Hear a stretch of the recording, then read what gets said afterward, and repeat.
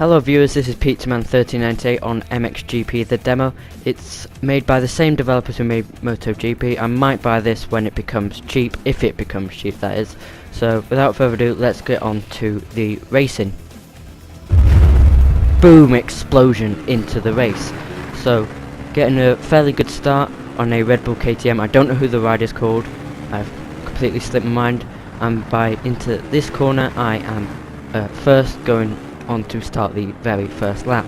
So over these couple jumps and into the first corner, I see a bike right behind me. Let me know they're still there. I'm on realistic difficulty. I go into the third corner, get out of shape a little bit and run wide and smack straight into the sign and get overtaken, but I only lose one place to my surprise, and the rider runs a little bit wide onto the bank on the right, and I try and take a good exit, but I run wide and my teammate on a Red Bull KTM tries to overtake me, but I overtake the leader back into the lead. And this is the only track that is available in the demo. It's Italy, and with this jump you may pull out to the right. The amount of times I've hit those signs in the right whilst I've been practicing was quite a lot. So you see my Red Bull KTM teammate Didaika, I believe that's his name. I don't know, I don't watch motocross. I just thought I'd try out the game. He overtakes me, but not for very long. I run quite wide, and we have a little run down into this uphill left-hander. So the only three bikes you can use in the demo is this bike, the Red Bull KTM, a Rockstar Suzuki, and a Kawasaki, which I'm not sure who's sponsored by, but I know it's a Kawasaki. So over these few complex of jumps, and over this jump I do a side thin. I do not know the technical term or what the actual term is, so I'm just going to call it a side thin. And there's another one. Coming up into a corner that I like to take flat out as I can, and into the last corner, across the the finish line actually, to start the second lap. The start line was like a bit off, as it over there on the right. Into the second corner, into the corner where and into the third corner where I crashed last time. I try and take that corner flat out as I can, as this one, but I lift or brake now and again if I think I'm going to crash, and like last lap you saw I did crash. Trying to get those banks again, but to get a nice exit, and I have a quick look back and think they are fairly close behind me. So over this jump and over this monster energy kind of jump which indicates the sector, and I'm 2.1 seconds behind, in front, sorry, of Didaika, so I'm actually further in front than I thought. Trying to take these banks to get a good exit out the corner, but I don't. I may just have clipped them at the end, which gave me a slightly better exit.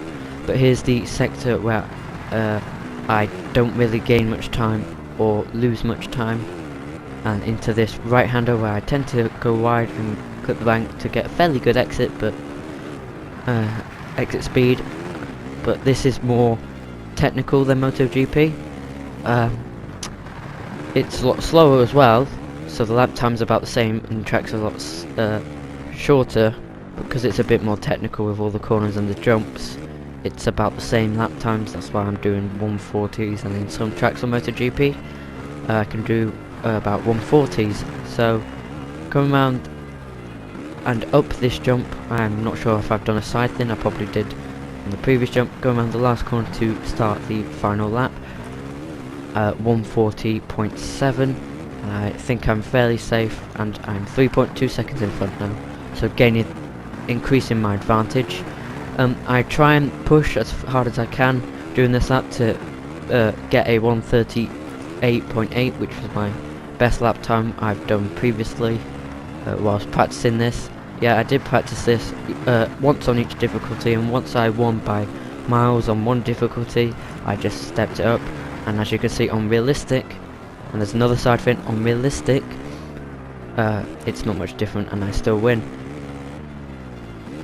I do like the effect that as you are going along you pick up dirt, so you can see my ride is quite mucky. Try and take these banks and do slightly towards the end and get a fairly good exit. But I like the rider gets mucky and the bike gets mucky as you go along. That's a nice little bit of detail.